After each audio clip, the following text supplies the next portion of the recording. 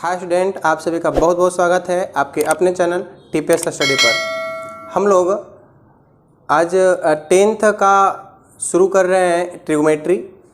यह एग्ज़ाम के लिए बहुत ही इम्पोर्टेंट होता है और यह जो है कह सकते हैं कि आगे की जो आपकी साइंस की पढ़ाई होगी, जिसमें आप मैथ अगर लेना चाहिएगा 12th में या और आगे जाना चाहिएगा, तो इसके लिए आपका कखारा है, यानी कह सकते हैं कि कखा का जो हम लोग सीखते हैं बेसिक, यह आपका ट्रिग्नोमेट्री है।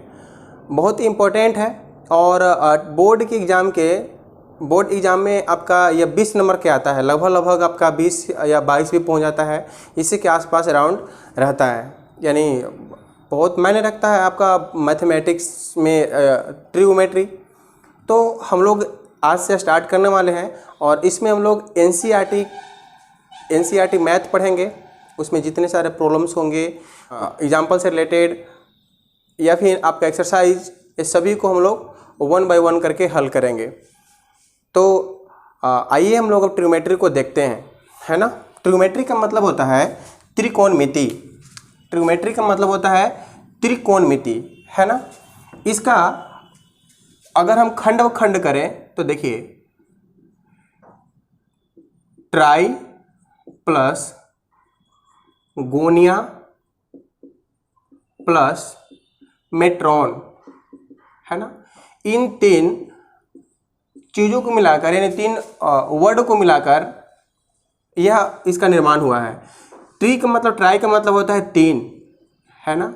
और अगोनिया का मतलब होता है कोण, और आपका मेट्रॉन का मतलब होता है माप। यानी तीन कोणों का माप जो होता है, इसी को हम लोग बोलते हैं त्रिकोणमिति।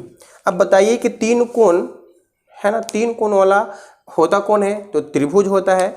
इसका मतलब कि हम लोग इसमें त्रिभुज के बारे में हम लोग देखेंगे, यानी त्रिभुज के तीन कोण और तीन भुजाओं के संबंध को हम लोग देखेंगे। तो सबसे पहले आइए थोड़ी सी इतिहास के बारे में देख लेते हैं, इसका हिस्ट्री थोड़ा सा देख लेते हैं कि आखिर यह शुरुआत कहाँ से हुआ था, है ना। तो इसकी जो शुरुआत की गई थी, आपका अगर भारत से कहें तो भारत आर्यभट्ट हमारे थे, ग्रेट मैथमेटिशियन कह सकते हैं, ग्रेट साइंटिस्ट थे। उन्होंने अपने पुस्तक सूर्य सिद्धांतम है, उसमें उनकी व्याख्या किए हैं। क्या व्याख्या किए हैं उसमें? जया, है ना, जया और कोजया, इसकी वह व्याख्या की है अपने सूर्य सिद्धांतिका में। सूर्य सिद्धांत उनकी जो पुस्तक है, उनमें इन चीज़ों के बारे में बताए हैं कि जया और कोजया नाम का होता है। तो जब इसका पूरी तरह से विकसित रूप आया तो कहा गया कि जया और कोजया कोई दूसरा चीज़ नहीं है। ये जया जो है आपका साइन है ना, और कोजया जो है आपका कॉस है ना, कोसाइन कह सकते हैं। यह जो है जया और कोजया, यह सूर्य सिद्धांतिका से संबंधित है। तो उन्होंने अपने पुस्तक में सबसे पहले उन्होंने बताया था, और वह जो है वह 1 बाय 1, मतलब कह सकते हैं कि यह यानी इंडिया से अरब में गया, है ना, और अरब से फिर वह यूरोप में चला गया और वह जो है इस तरह से विकसित होता चला गया। यानी इसका जो है शुरुआत कह सकते हैं कि हमारे ग्रेट साइंटिस्ट आर्यभट्ट किए थे। उन्होंने इसके बारे में बताए थे। जो मिस्र और बेबीलोन जो है, वहाँ के वासियों, है ना, इसके बारे में बताए थे, इसके बारे में वे जानते थे, त्रिकोणमिति के बारे में जानते थे। हम कुछ एग्जाम्पल के द्वारा आपको हम बताने का प्रयास करेंगे, आप आसानी से समझ जाइएगा कि कितना हमारे लिए इम्पोर्टेंट है। और मैथमेटिक्स में तो खैर कहना ही नहीं है कि कितना यह ज़रूरत की चीज़ें हैं। देखिए, एक महल है ना, महल के जो चार दीवारी होता है, यानी चारों तरफ से जो घेरा डाला हुआ रहता है, उस पर छावनी बने होते हैं, ठीक है। तो छावनी पर एक सैनिक क्या कर रहा है, खड़ा होकर पहरेदारी कर रहा है और उसको दूर से देख रहा है, तो उसको कुछ शत्रु दिखाई दे रहे हैं, है ना। जैसे आप इस तरह से समझ सकते हैं कि वह जो है इस पिलर पर खड़ा है और पहरा दे रहा है। यहाँ पर कोई व्यक्ति जो है वो उसको दिखाई दिया, उसको यह दिखाई दिया कि यहाँ पर कोई व्यक्ति जो है चले आ रहा है। अब यहाँ से वो देख रहा है, इसका मतलब है ना, इसका मतलब कि वह चाहता है कि हम एक डिस्टेंस मालूम कर लें कि एक्चुअली हमारे पास से वह कितना दूरी है, यानी इसको वो मालूम करना चाहता है। तो आसानी से मालूम कर सकता है, किसके थ्रू? या ट्रिग्नोमेट्री के थ्रू, त्रिकोणमिति के थ्रू। ठीक है। अगर हम दूसरा एग्जाम्पल का अगर बारे में बात करें तो दूसरा एग्जाम्पल है, आप नदी को क्रॉस करना चाह रहे हैं, है ना, किसको? नदी को क्रॉस करना चाह रहे हैं। यह नदी है आपका और यह नदी को आप क्रॉस करना चाह रहे हैं। तो कैसे आप इसकी, है ना, कैसे आप इसकी जो है चौड़ाई पता कीजिएगा? तो देखिए यहाँ पर अगर व्यक्ति खड़ा है ना, तो यहाँ पर अगर व्यक्ति खड़ा है और उसको जो है यह यहाँ पर अगर उसको एंगल अगर मालूम चल जाता है तो इसकी दूरी आसानी से निकाल सकता है। इसका मतलब बिना तैरे हुए यह मनुष्य क्या कर सकता है? तो नदी की चौड़ाई को ज्ञात कर सकता है। तो हमको लग रहा है कि आप बहुत अच्छी तरह से समझ रहे हैं कि हम कहना क्या चाह रहे हैं। ये इतने सारे जो है जो एग्जाम्पल हम बता रहे हैं, इसमें सब में जो अप्लाइड क्या होगा? तो ट्रिग्नोमेट्री अप्लाइड होगा। ठीक है। और दूसरा कोई एग्जाम्पल अगर हम अगर लेना चाहें तो जैसे कुतुब मीनार, है ना, कुतुब मीनार के अगर कोई ऊंचाई मालूम करना चाहेगा तो कोई व्यक्ति यहाँ पर है ना, और उसको नीचे वाला तो दूरी तो मालूम कर लेगा कि हम कितना दूर पर जो है कुतुब मीनार से खड़े हैं। ये आपका कुतुब मीनार है, कुतुब मीनार है। कुतुब मीनार से कुतुब मीनार की ऊंचाई उसको ज्ञात करना चाहता है कि हम कुतुब मीनार की ऊंचाई ज्ञात करें। तो बस खाली वह यह डिस्टेंस अगर मालूम कर लेगा कि हम जो है कुतुब मीनार के आधार तल से कितना दूरी पर खड़ा है, तो वह आसानी से मालूम कर सकता है। लेकिन उसके लिए क्या चाहिए? तो उसके बीच जो है एक एंगल चाहिए, है ना। बस यही चीज़ जो है हम लोग बिना इस पर चढ़े हुए क्या कर सकते हैं? तो इसकी ऊंचाई को ज्ञात कर सकते हैं। किसके सहायता से? तो आपका यह त्रिकोणमिति की सहायता से, ट्रिग्नोमेट्री की सहायता से। तो हम यह समझ गए होंगे कि आप ये चीज़ जो है इसका किस तरह से एप्लीकेशन होगा, किस तरह से, है ना, इसे सीखेंगे, है ना। हम आइए बताते हैं आपको।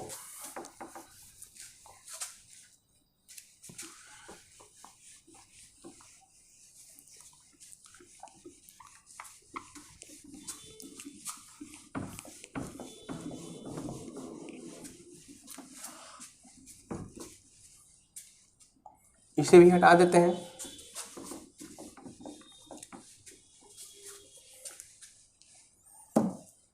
चलिए,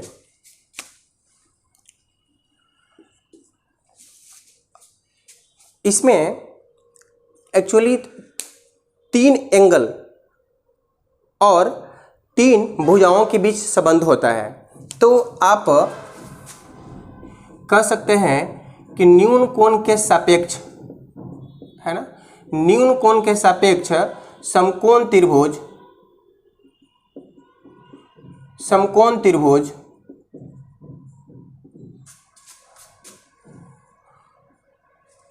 न्यून कोण के सापेक्ष समकोण त्रिभुज के क्या होता है? समकोण त्रिभुज के भुजाओं,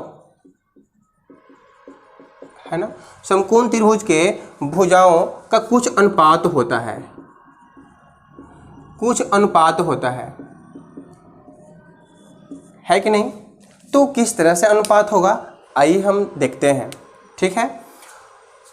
जो भी एग्जाम्पल लिए, मान लेते कुतुब मीनार लिए थे और यहाँ से हम दूरी थे, यहाँ इस दूरी पर थे और हम ऊंचाई याद करना चाह रहे थे, तो बताइए कि यहाँ पर राइट एंगल बन रहा है कि नहीं बन रहा है? बन रहा है। अगर हम सैनिक छावनी वाले बात कर रहे थे कि यहाँ पर पहरा दे रहा है और यहाँ पर उसको कोई सैनिक दिखाई दिया, अगर यहाँ से वह चाहता है कि हम दूरी निकाल लें किस ऊंचाई पर खड़ा है, तो मालूम है कि हम कितने ऊंचाई पर नीचे से खड़ा है, और अगर वह चाहता है कि हम इसकी दूरी पता कर लें कितने दूरी पर है, तो आसानी से पता कर सकता है। बस उसका यह जो है एंगल मालूम होना चाहिए या फिर इस तरह से एंगल मालूम होना चाहिए, आसानी से निकाल लेगा। तो भी देखिए इसके आधार तल और ये जो आपका एडजेसेंट साइड है ना, इसके बीच जो एंगल बन रहा है वो 90 डिग्री का बन रहा है। तो 90 डिग्री अगर कोई त्रिभुज में एक कोण अगर 90 डिग्री हो तो वह त्रिभुज क्या कहलाती है? समकोण त्रिभुज कहलाती है, राइट एंगल ट्रायंगल कहलाती है। तो समकोण त्रिभुज का पहले आइए हम लोग समझते हैं, तब हम लोग समझेंगे कि न्यून कोण के सापेक्ष समकोण त्रिभुज की भुजाओं का कुछ क्या अनुपात होता है ना। चलिए तो समकोण त्रिभुज को पहले समझते हैं।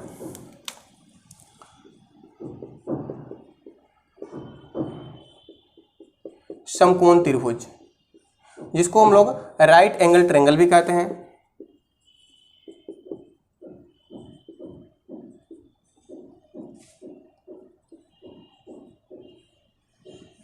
राइट एंगल ट्रायंगल कहते हैं। तो आइए हम लोग अब हम देखते हैं कि क्या क्या चीज़ें जो है इसमें होता है।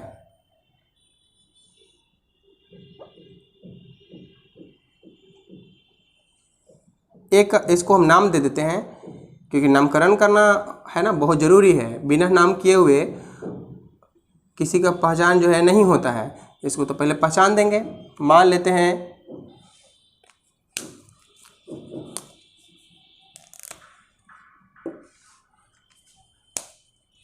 चलिए इसका नाम देते हैं ए बी सी। ए आपका जो है न्यून कोण होगा। ऐसे भी जो राइट एंगल ट्रायंगल होता है अगर एक 90 डिग्री हो जाए तो दोनों कोण का योग कितना होगा? 90 डिग्री के बराबर होगा, क्योंकि कोई भी त्रिभुज में तीनों कोणों का जोड़ जो होता है योग होता है वो 180 डिग्री के बराबर होता है। तो एक अगर 90 डिग्री हो तो और जो दोनों शेष बचे कोण वो तो न्यून कोण स्वाभाविक होंगे, क्योंकि दोनों का जोड़ 90 डिग्री होगा तब ना 90 प्लस करके 180 डिग्री कर सकते हैं।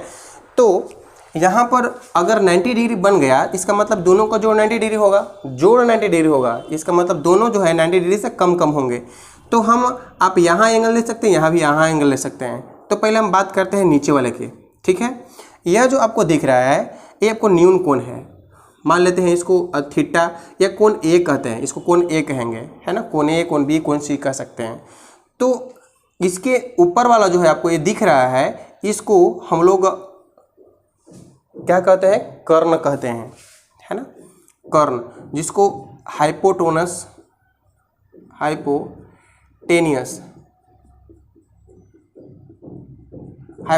कहते हैं, है ना। और इसको क्या कहते हैं? तो इसको आप इस एंगल के अपोजिट कह सकते हैं, अपोजिट कह सकते हैं, या इसको हम लोग परपेंडिकुलर भी कह देते हैं, ठीक है। और इसको संकेत देते हैं स्मॉल p, इसको देते हैं स्मॉल h, ठीक है ना, संकेत के रूप में।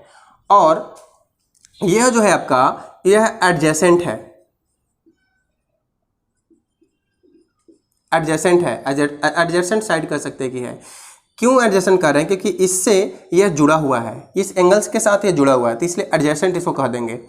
तो इसको आप बेस भी कह सकते हैं, यानी यह आधार है। चलिए तो इसको हम लोग स्मॉल b से भी डिनोट करते हैं।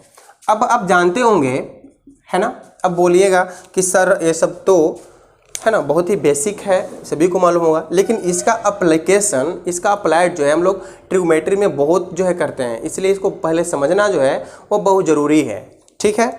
तो आप इसको समझ गए कि हाइपोटेनस जो सबसे बड़ी भुजा होती है और कोण के बीच हाइपोटेनस और उसके साइड जो लगा रहता है उसको एडजेसेंट साइड बोलते हैं, और वह एक बेस होता है, आधार होता है, जिसको बी से डिनोट करते हैं। और इस एंगल के सामने वाला जो होगा वो अपोजिट एंगल होगा और वह परपेंडिकुलर के नाम से जाना जाता है, उसको पी कहते हैं, ठीक है।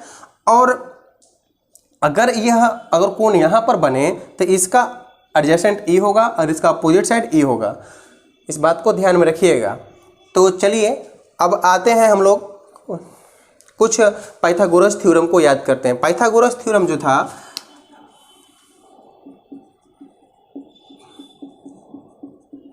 पाइथागोरस प्रमेय था, वह क्या था? तो वो एक बहुत ही ग्रेट साइंटिस्ट थे, ग्रेट मैथमेटिशियन थे। उन्होंने एक फार्मूला दिए थे, कर्ण का स्क्वायर बराबर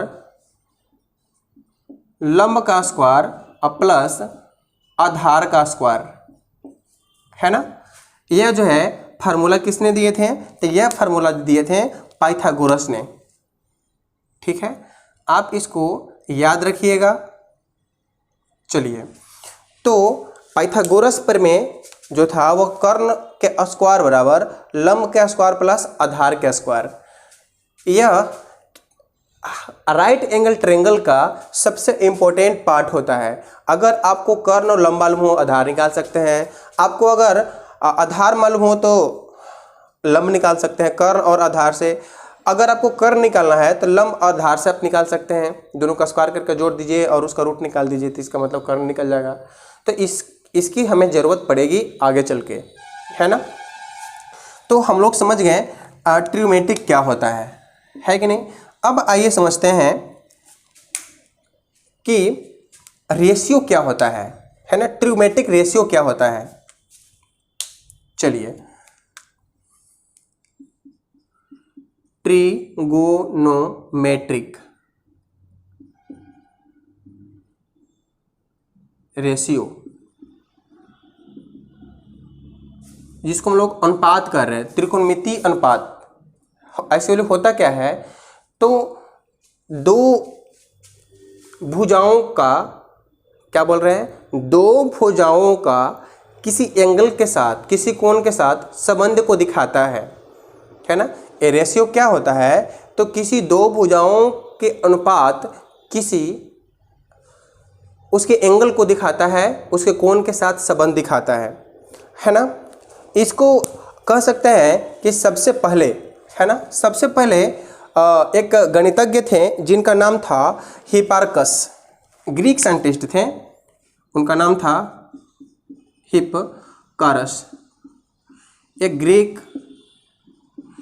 ग्रीक साइंटिस्ट थे जिन्होंने सबसे पहले बताए थे कि दो भुजाओं और कोण के बीच संबंध को बताए थे। ये बहुत ही महत्वपूर्ण चीज़ बताए कि अगर किसी त्रिभुज में दो भुजाओं के जो अनुपात है वो उसके एंगल से संबंध रखता है, उसके एंगल से उसका कुछ न कुछ संबंध है, तो वहीं से क्रिएशन होता है पूरे ट्रिग्नोमेट्री। तो आप इसको याद रखिएगा कि हिप्पारकस जो है एक साइंटिस्ट, ग्रेट जो है मैथमेटिशियन थे, वो ग्रीक के थे, और उन्होंने ही सबसे पहले बताए थे, क्या बताए थे, दो भुजाओं त्रिभुज के, किस त्रिभुज के, राइट एंगल के कह सकते हैं, त्रिभुज के दो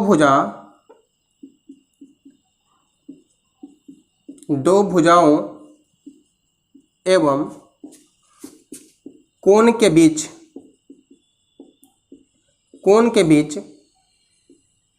संबंध को दिखाए थे, संबंध बताए थे, है ना।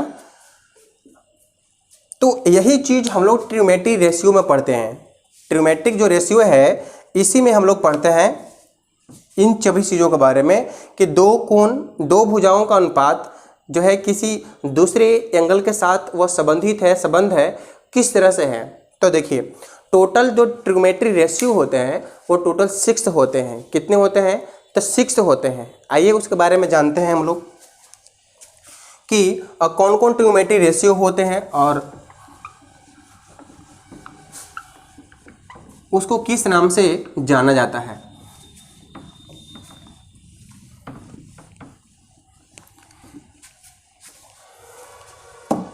चलिए, तो टोटल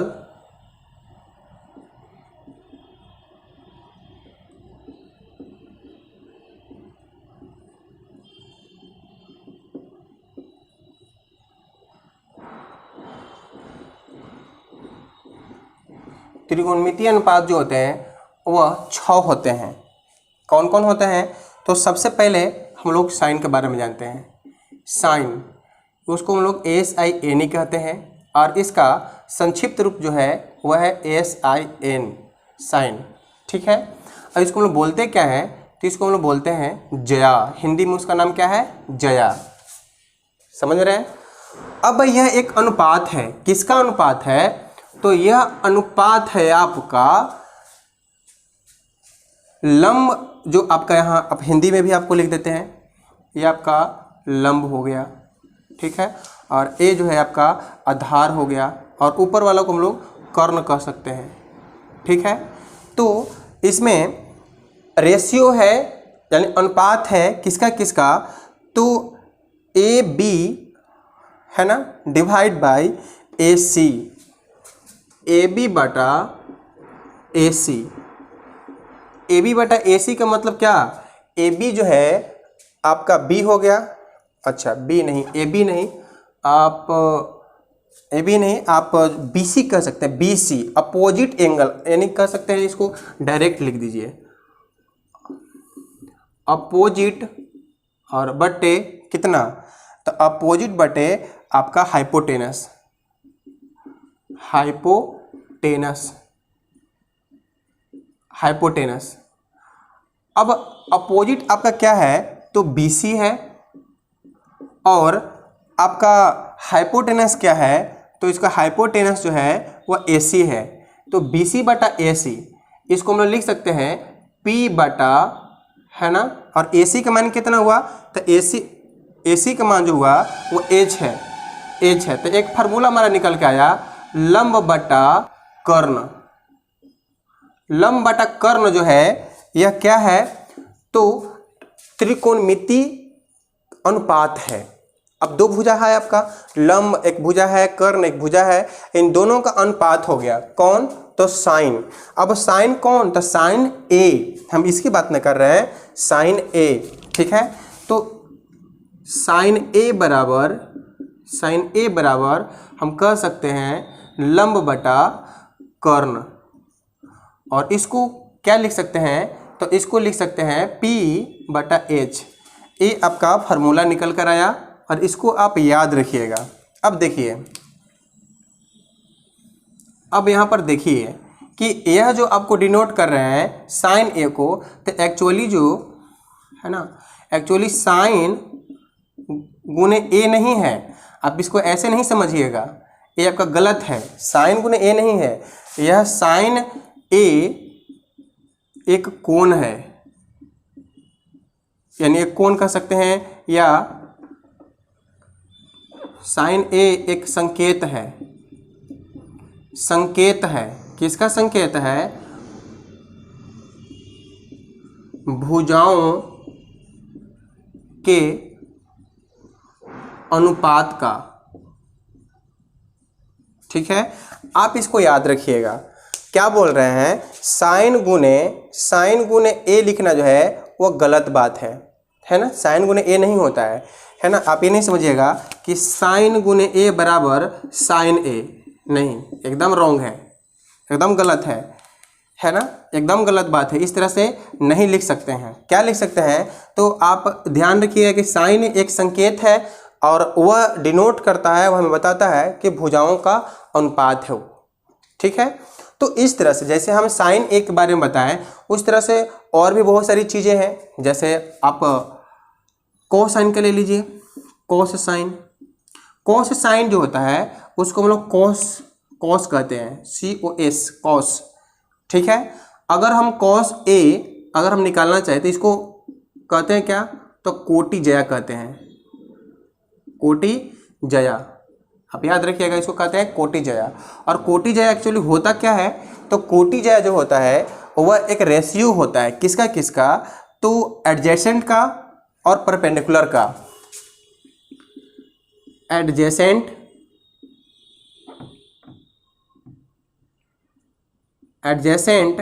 और किसका, तो हाइपोटेनस का,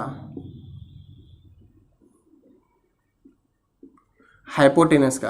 अब एडजेसेंट बताइए कि यहाँ पर एडजेसेंट क्या दिख रहा है, ए बी दिख रहा है, तो क्या लिखेंगे, ए बी भुजा है, और हाइपोटेनस क्या है, हाइपोटेनस यानी कर्ण है, यानी कितना है, तो ए सी, आप ए सी लिख दीजिए।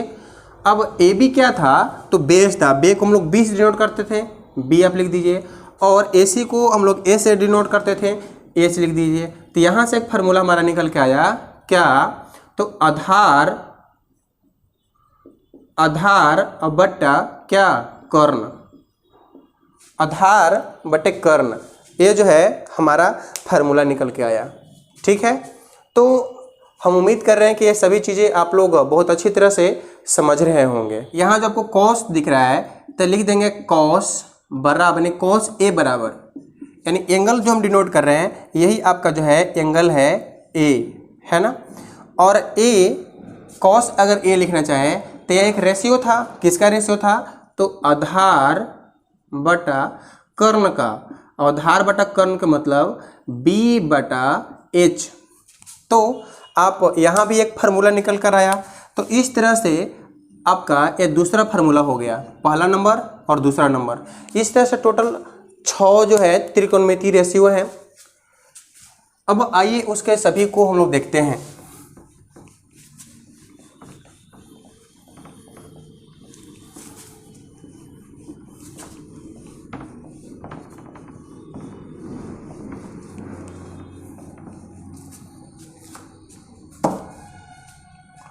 अब हम लोग तीसरा नंबर देखेंगे। तीसरा नंबर जिसको हम लोग टेंजेंट बोलते हैं, टेंजेंट, है ना। टेंजेंट को क्या कहते हैं, तो टेंजेंट को शॉर्ट रूप में लिखते हैं टेन, है ना। और यह जो होता है उसको हम लोग स्पर्शज्या बोलते हैं, स्पर्शज्या बोलते हैं, ठीक है। और यह जो होता है वह अनुपात होता है, किसका किसका अनुपात होता है, तो लंब और कर्ण का। लंब इसमें यानी अपोजिट परपेंडिकुलर कौन है, तो BC, यानी इसको लिखेंगे BC डिवाइड बाय लंब और आधार, आधार कौन है, तो BA, यानी BA का मतलब AB। और इसको क्या लिख सकते हैं, तो आप इसको ऐसे लिख सकते हैं, है ना। if इसको अपोजिट लिख दीजिए, अपोजिट लिख दीजिए और बटे आप एडजेसेंट लिख दीजिए, आपको हमेशा जो है याद रहेगा एडजेसेंट। अपोजिट और एडजेसेंट का डिवीजन जो है क्या है, तो अपोजिट का मतलब क्या, BC, BC और आपका एडजेसेंट, अपोजिट का मतलब BC और एडजेसेंट का मतलब क्या, AB, AB। BC क्या था, तो BC जो था आपका P था, P मतलब परपेंडिकुलर, और AB क्या था, तो AB जो था वो B था, अब B लिख दीजिए। यहाँ से फॉर्मूला निकल कर आया tan A बराबर P बटा B। P बटा B का मतलब P मतलब लंब और B मतलब आधार, यानी लंब कितना हो गया, तो लंब जो हो गया आपका P बटा B, ठीक है। यह भी हमारा एक निकल के फार्मूला आया, ठीक है। तो ये आपका तीसरा हुआ। अब देखिए आगे जो 3 को आपको बचे हुए हैं, जिसको हम लोग कौशिक कहते हैं, कॉट कहते हैं और कौशिक कहते हैं, ये तीनों के तीनों जो है ये व्युत्क्रम है। व्युत्क्रम किसके किसके हैं, तो व्युत्क्रम के बारे में चर्चा करते हैं। व्युत्क्रम है, ठीक है, व्युत्क्रम है। आइए हम व्युत्क्रम के बारे में चर्चा करते हैं। सबसे पहले यानी चौथा नंबर बात करें इसी का व्युत्क्रम का, तो इसी का व्युत्क्रम जो होता है वो कॉन्जेंट होता है ना। उसको हम लोग क्या बोलते हैं, तो उसको बोलते हैं कॉन्जेंट, कॉन्जेंट। इसको कॉट से हम लोग डिनोट करते हैं, ठीक है, क्या कहते हैं, कॉट। और इसको हिंदी में क्या कहते हैं, तो इसको हिंदी में कहते हैं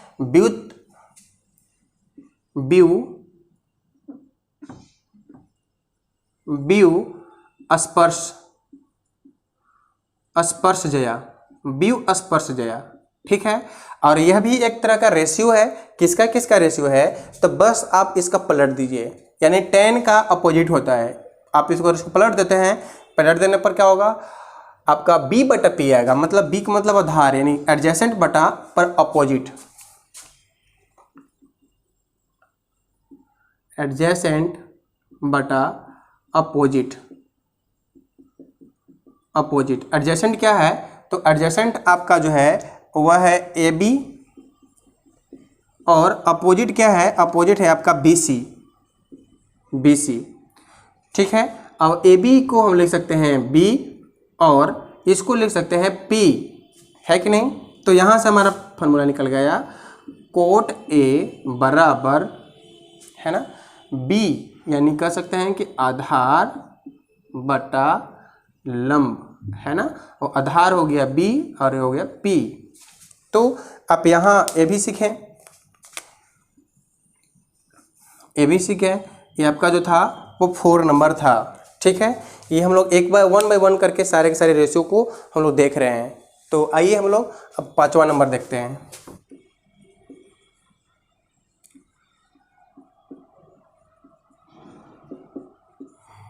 इसको हम लोग जया कहते हैं, ब्यू जया कह सकते हैं, ब्यू जया, ठीक है। और ब्यू जया जो होता है अब वह किसका उल्टा होता है, तो यह जो होता है वो साइन का उल्टा होता है, ध्यान रखिएगा, साइन का उल्टा होता है। अब साइन को उल्टा कौन होता है, तो देखिए पहले था लंब बटा कर्ण, तो अब हो जाएगा कर्ण बटा लंब। कर्ण मतलब हाइपोटेनस, हाइपोटेनस लिखेंगे, हाइपोटेनस, हाइपोटेनस और डिवाइड बाय क्या, परपेंडिकुलर यानी अपोजिट, ठीक है। तो हाइपोटेनस को हम लोग कर्ण कहेंगे। अब कर्ण है कौन, AC, AC बटा क्या, AC बटा आपका अपोजिट में है कौन, BC, BC, ठीक है। BC तो आप लिख सकते हैं H बटा P, है ना, BC जो है वो P है, BC जो आपका दिख रहा है BC वो P है। चलिए, तो यहाँ से एक हमारा फार्मूला निकल के आया, कॉस कैंट बराबर क्या, तो कर्ण बटा, है ना, कर्ण बटा लंब, और इसको हम लोग H बाई P कर सकते हैं, है ना, इसको क्या कर सकते हैं, H बाई P कर सकते हैं, P लिख सकते हैं।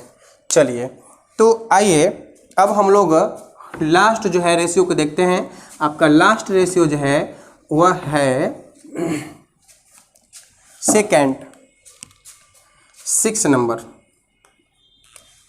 6 नंबर जो है उसको हम लोग क्या बोलते हैं, तो सेकेंट बोलते हैं, है ना।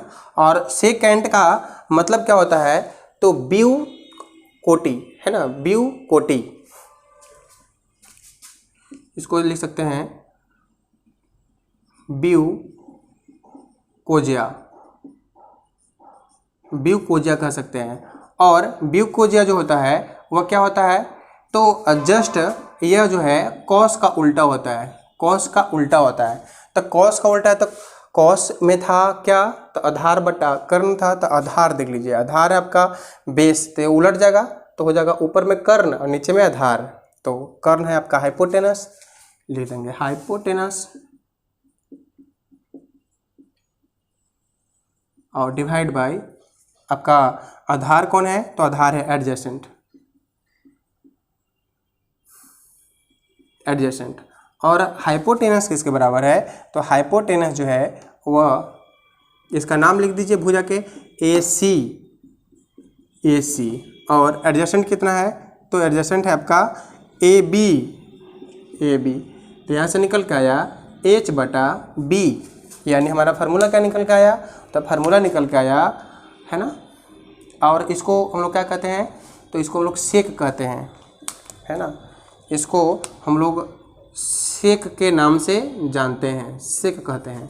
तो सेक बराबर क्या हो गया, तो सेक A बराबर, क्योंकि हम लोग एंगल A लिए थे, सेक A बराबर, उसको हिंदी में भी आप कह सकते हैं, हिंदी में आप लिख दीजिए इसको कर्ण बट्टा एडजेसेंट को हम लोग बोलते थे आधार, आधार, ठीक है।